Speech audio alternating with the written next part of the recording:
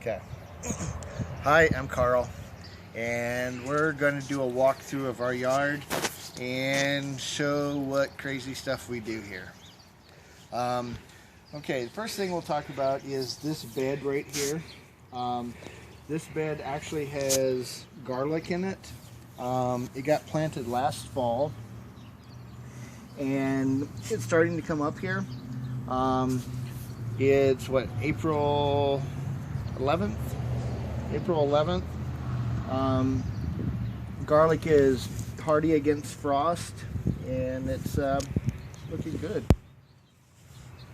We covered it with wire here. The wire on top is two purposes. Number one, to keep the cats from coming out and scratching in it and laying their delightful little bombs into our garden.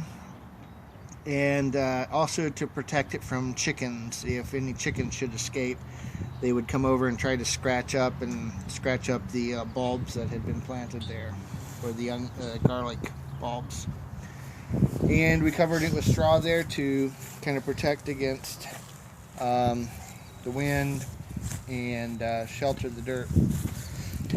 These two beds were actually separated, and there was a walkway in between. And we didn't like walkways in between beds, so we've done a lot of changes in the garden this year. One is to either bring the beds together so there's no space between, and that makes mowing a lot easier. A lot less struggle is required for maneuvering the lawnmower around tight corners. So anyway, Heather came up with the idea of just connecting the beds with the board and then putting dirt in between. We filled it with compost and dirt and planted red clover there. We're hoping that'll be good for the bees this year. Okay, this bed right here is Jerusalem artichokes, and this is the first year that we're doing Jerusalem artichokes, but we have some friends that have done them in the past, and they say they're rather prolific and they come back year after year. And so we're looking forward to seeing what we can do with that. Again, the wire on the bed to protect from the animals. Okay, this cleared out area over here. For the previous several years, we had very long, narrow beds here, and we had peas in them. As a part of our effort to consolidate the garden to get more usage out of it, we decided to relocate them. And our plan for this is we're going to add kind of tire beds that we can plant cucumber, squash, zucchini in, and build trellises up to kind of more of a vertical, so there's more efficient use of space. In the past, when we've planted squash, it kind of goes everywhere and completely takes over any bed that it's in or any area of the ground and becomes unmanageable.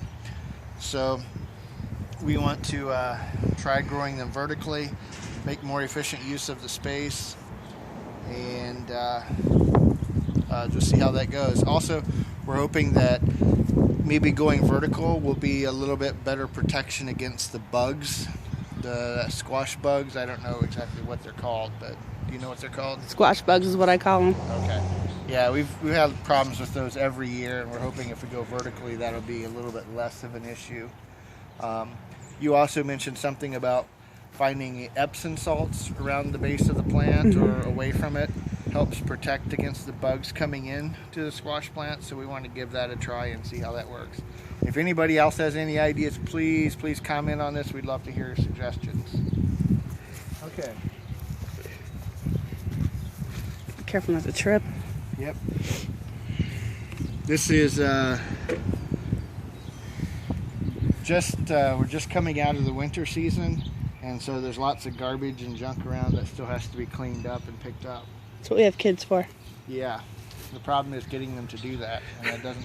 It's kind of hard to say which is more work, making the kids do it or doing it yourself. So this is an apple tree. It's a Pixie Crunch apple.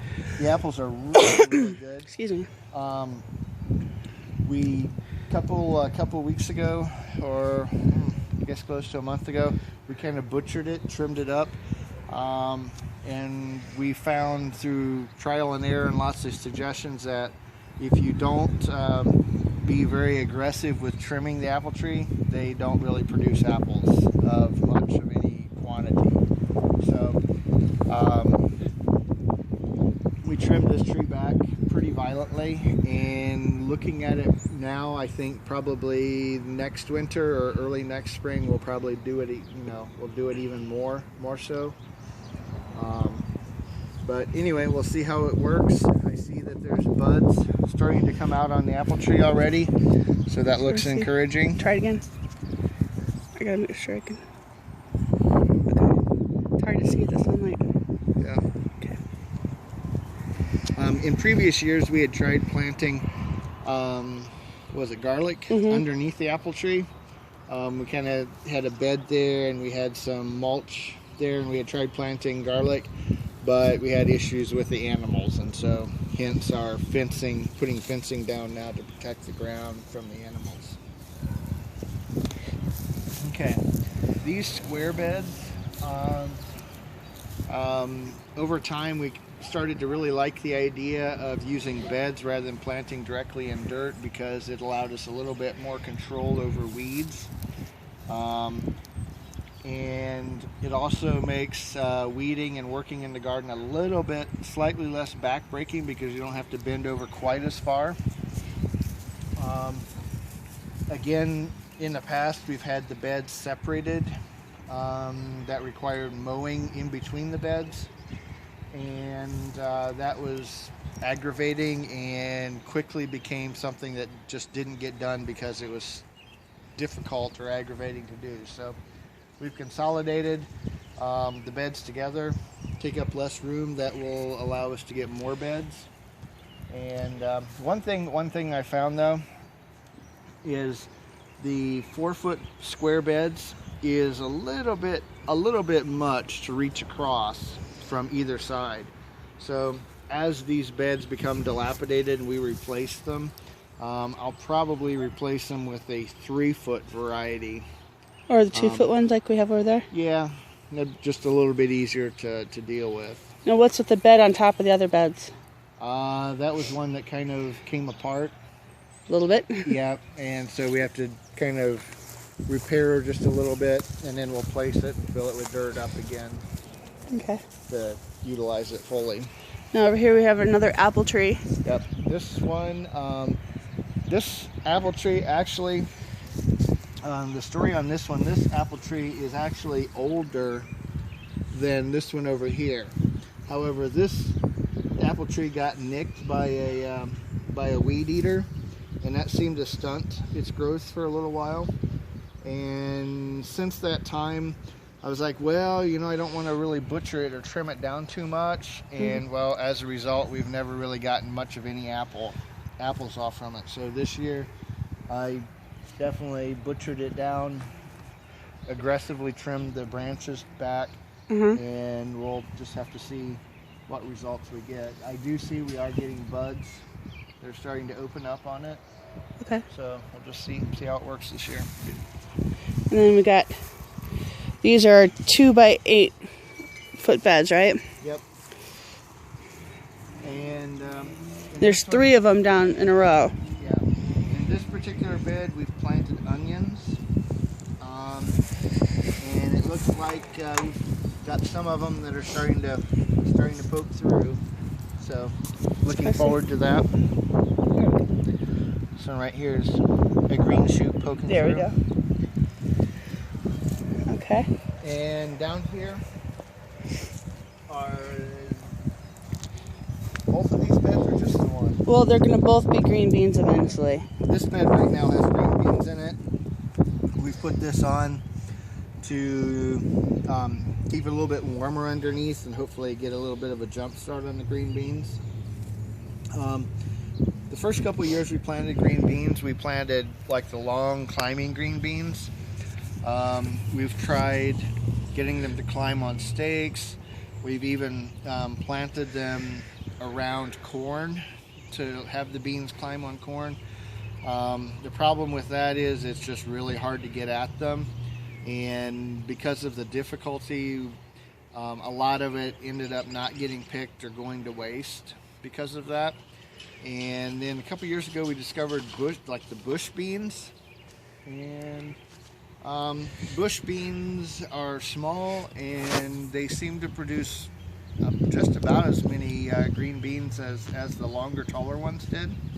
So we've gone with that, and it seems to be a lot better, and they taste great. So, and this will also be a green bean bed. You're going to do this succession planting and Yep. not have all of our green beans coming up at once. Yep, that makes picking green beans a little bit easier. Okay, and then over here in this area.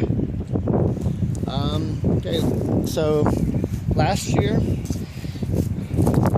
tried something different. Instead of having potatoes spread out, horizontally, we tried to do a vertical option. And essentially what we did was we had this square, and I had put feed bags on the sides, and then we put dirt in. And what we did with that was we had potato seeds, essentially, which are essentially cut up potatoes, and put in a layer of them, put a layer of dirt on top of that, a couple inches of dirt, added another layer of potatoes, added more dirt, and essentially built it up to about that height right here. And when it came time to harvest, we noticed that we had really awesome potatoes all around the edge. So here and on the back, on the sides, but in the middle, there were no potatoes. And so what I am assuming happened with that was we planted all of the layers at one time. And what we probably should have done in that case was plant a layer, cover it with dirt, and allow the green to start poking through the dirt before we started planting another layer.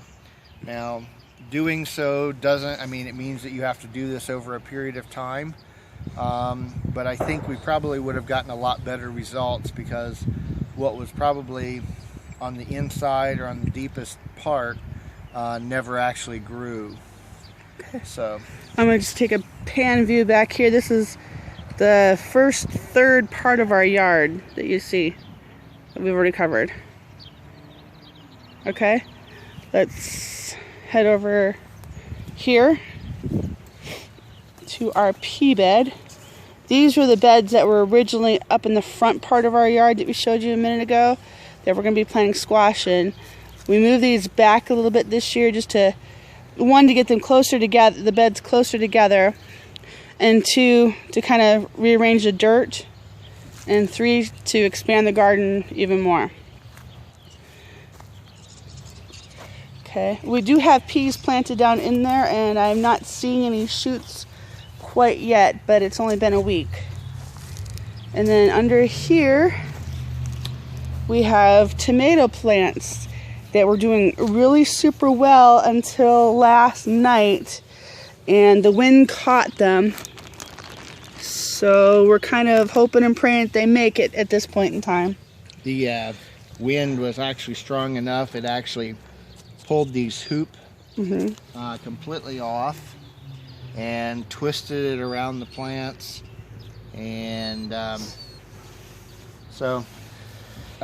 something to consider for next year, possibly, or consider how to fix that so it doesn't happen in the really high wind. She's always got to get on the act. Yeah. Okay. Okay. Where should we go next? Ignore the shingle mess. Those are going up today. We're putting shingles up on the house today. How about the greenhouse? Okay. The greenhouse is something we got a really good deal on the greenhouse and put it up, but we haven't really utilized it much up to this point, except for storage. And around it we have buckwheat planted now. We've made a bed all the way around the outside of the greenhouse and threw buckwheat down for flowers for the bees. Oh, we got buckwheat coming up. And possibly for grain if we can try and get that worked out. We have Buckwheat, yeah. Oh, nice. Yep. So, buckwheat for the bees too. Buckwheat like the bees, or the bees like buckwheat. Yeah. This was just a greenhouse we got on sale at Harbor Freight, I believe. Yep. And then this is the inside of it. And we've got some more seedlings here started. These are peppers. And I don't know what that stuff is. Peppers, stevia, yarrow, marjoram. And we've got blue hyssop over there, some lavender, and lemon balm. So we have ideas for the greenhouse of how to expand it out and do more with it, but we just have to. And this over here is the beginning of an herb garden. And we've got milk jugs covering the plants right now to protect them from frost. Here is some milk thistle that's being covered with an ice cream container. And then here's more milk thistle. You can see it. And then under those two we have sage. Okay, and then across here in the white fenced areas with little white fences are our blueberry bushes. We have a local blueberry ranch, and every year they sell blueberry bushes for people. And if you look, we've got, oh, can I see it here? Can't see it. We've got buds on them too.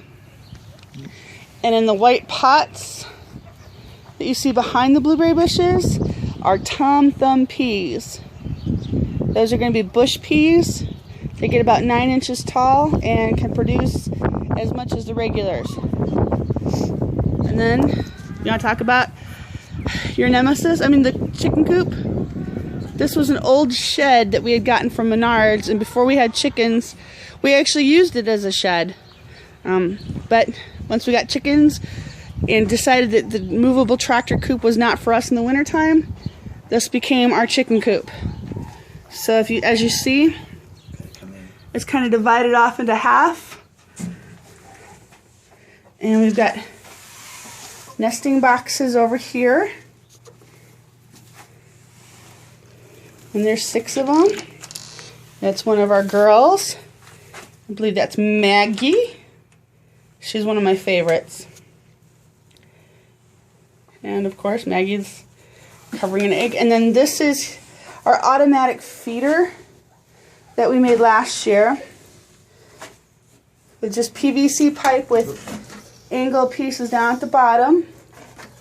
And in the top, we fill it up with food. Oh, wow, they're going through it. And then on the inside, the chickens can get at it, and you'll see like a little piece of plastic underneath there, kind of help it protect against spillage. Yeah. And then of course, there's their hole where they can go out, their roosting area. All right, and we're back out here.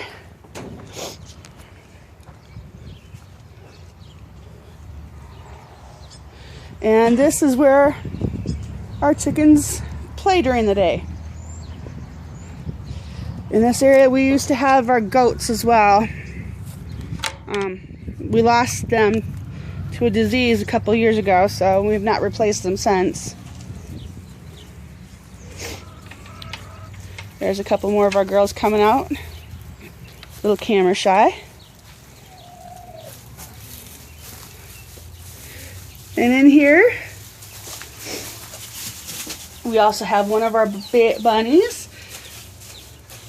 This is Dinah, and she's looking for a treat, I'm sure. She's also an escape artist.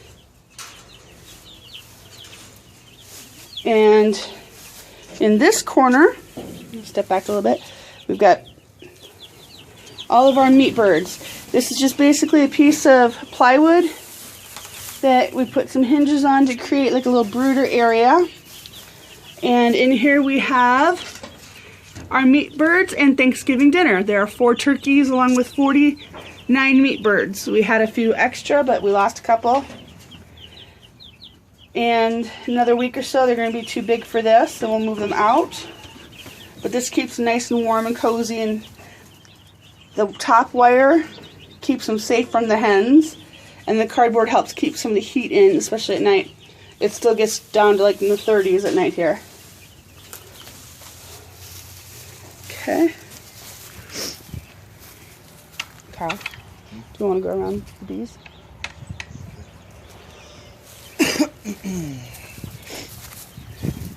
And that's our ducks pool. It needs to be rinsed out again this morning. And right here, this is going to be the home of our future pollinators. And next couple weeks we're actually going to take delivery of them and get them started. This is going to be something new that we're going to be doing here. We have not done this before. However, when I was a kid at home, my family kept them. So I've seen it done, but this will be kind of a relatively new experience for us.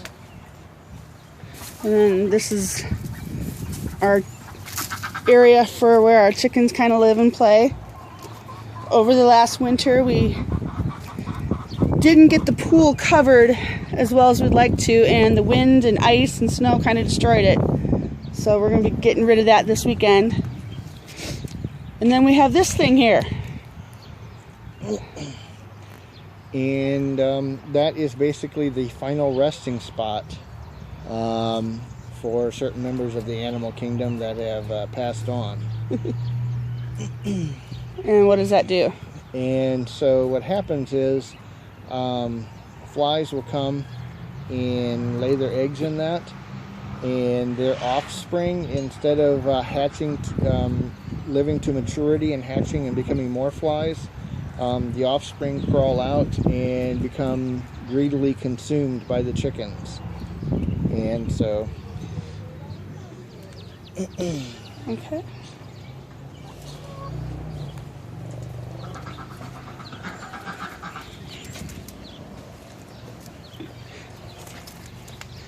It's hard to hold this up and walk at the same time. You can hear our duck Sassy wandering around.